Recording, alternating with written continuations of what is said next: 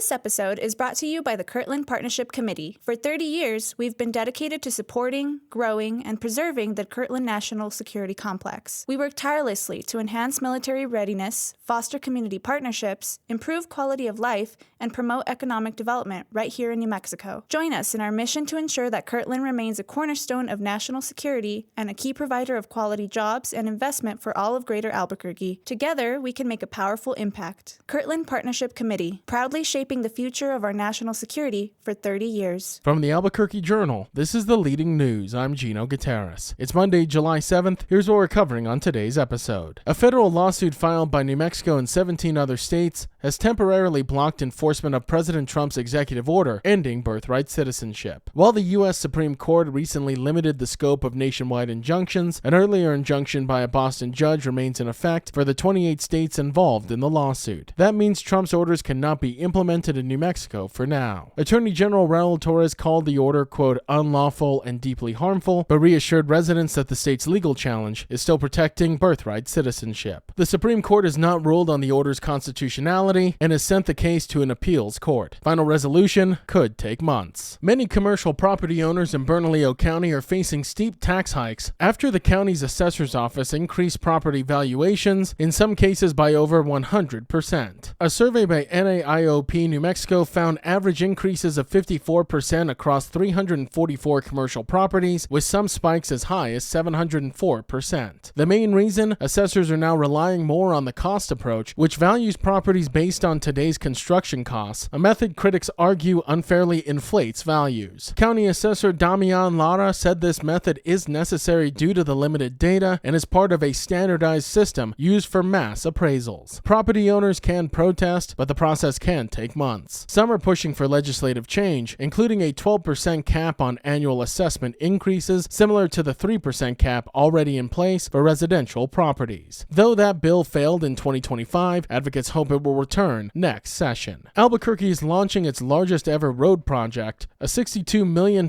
effort to widen and upgrade parts of Paseo del Norte and Unser Northwest. The 3-year project will expand key bottleneck areas to 4 lanes, add medians, lighting, multi-use trails, and buffered bike lanes, and improve intersections and storm systems. City officials say the project is a major investment in West Side infrastructure, long requested by commuters. Construction will begin with Unser Paradise just past Paseo, and Paseo Cali Norte to just past Unser, with pre-construction work starting next month. 1 lane will remain open in each direction, though blasting through rocky areas may cause delays. The city is working with Albuquerque Public Schools to adjust bus routes as well. A pre-construction meeting will share detour plans and a timeline. Future phases depend on additional funding, and for any updates, visit upgradeunserpaseo.com. Oil production in New Mexico is rising, but spills are declining. That's according to a new report from the Center for Western Priorities. In 2024, the state spilled 4.8 million gallons of oil and drilling fluids, more than any other in the Mountain West. Yet it reported 10% fewer spills even as production rose by 10%. Industry leaders credit improved technology and practices, while environmental advocates caution that the data is self-reported and may actually undercount incidences. Still, compared to 2020 when reported spills peaked, 2024 saw significantly fewer despite double the production. New Mexico's strict regulations, including daily fines for spills and a 98% gas capture requirement by 2027, may be contributing to the project. Methane capture reached 99.67% this year. By contrast, Texas emits nearly twice as much methane, drawing criticism for its looser rules. While some worry tough regulations could push companies to relocate to Texas, both sides agree that more years of data are needed to assess whether New Mexico's policies are truly driving long-term improvements. And 2 years after New Mexico was awarded $675 million in federal funding for high-speed internet, new rules from the Trump administration have forced the state to restart parts of the grant process. That has led to delays in broadband expansion. Originally set to finalize awards this summer, New Mexico must now rescore applications using revised criteria that no longer prioritize fiber optic networks and allow companies to set their own, quote, low-cost service prices. The new guidance emphasizes technology neutrality, including satellite and fixed wireless, lowest cost per location, and removes equity, climate, and location factors from scoring. This caused a 6-month delay in awarding grants and shifted the earliest potential construction to start in 2026. Senator Ben Ray Lujan and other Democrats criticized the changes as part of a political move that slows progress progress in underserved areas. The broadband office now has until September to submit a revised proposal. While 35 companies were previously pre-qualified, 9 more have now joined the applicant pool. The leading news is powered by the journalism of the Albuquerque Journal. If you enjoy hearing all of the stories we share with you here daily, please consider becoming a digital subscriber to the Journal by utilizing the discount code in our show notes. Every subscription helps support local journalism and allows us to provide you with the news that matters to you. Now taking a look at Albuquerque's weather forecast. Isolated showers and thunderstorms are expected today after 3 p.m., sunny with a high near 98. As for this evening, partly cloudy skies are expected with a low around 68.